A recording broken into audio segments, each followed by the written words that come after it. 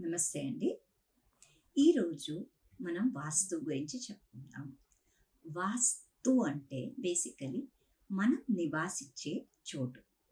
So, దీనికి ఇంకో యాంగిల్‌గా చూద్దాం మనం ఈరోజు. వాస్తు అంటే నివాసించే స్థలమే కాకుండా వస్తు అని చూద్దాం. దీన్ని అప్పుడు ఏం మీనింగ్ వస్తదో ఇది కూడా తెలుసుకుందాం.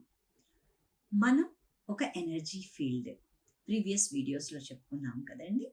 మన చుట్టూ ఒక ఆరా ఉంటది. దాన్ని బయో ఎలక్ట్రో మ్యాగ్నెటిక్ ఫీల్డ్ అంటారు. ఎందుకంటే మనం యానిమేట్ కాబట్టి. జీవనం ఉన్నవాళ్ళం కాబట్టి ప్లాంట్స్, యానిమల్స్.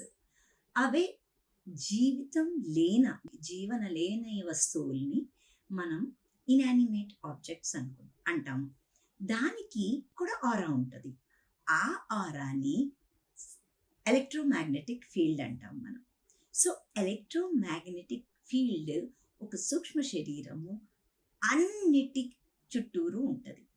సో, ఈ ఎనర్జీ ఫీల్డ్ ఎప్పుడైతే అనుకుంటామో మన ఇంట్లో ఎన్ని వస్తువులు ఉన్నాయో అన్ని ఎలక్ట్రోమాగ్నెటిక్ ఫీల్డ్స్.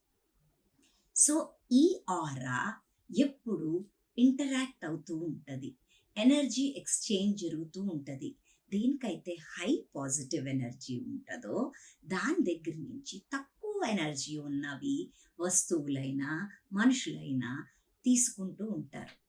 అందుకనే మన పూజ గది నార్త్ ఈస్ట్లో ఉంటే అక్కడ బాగా ఎనర్జీ మనం క్రియేట్ చేస్తే అది ఇంట్లోకి ఫ్లో అవుతుంది నార్త్ ఈస్ట్ నుంచి అని ఆ స్థానం మనం దానికి పెట్టుకున్నాము. అక్కడ పూజ గది ఉండాలి అని. సో, మన పూజ గదిలో ఎంత ఆరా క్రియేట్ చేస్తే కర్పూరం వెలిగించి, గంట మ్రోగించి, అగరబత్తి పెట్టి, అట్లాగా చాంటింగ్ చేసి, పూజలు చేసి, మంత్రాలు, హోమాలు ఇవన్నీ చేస్తే మనం హ్యూజ్ ఎలక్ట్రోమాగ్నెటిక్ ఫీల్డ్ క్రియేట్ చేస్తున్నాము. ఆరా క్రియేట్ చేస్తున్నాము.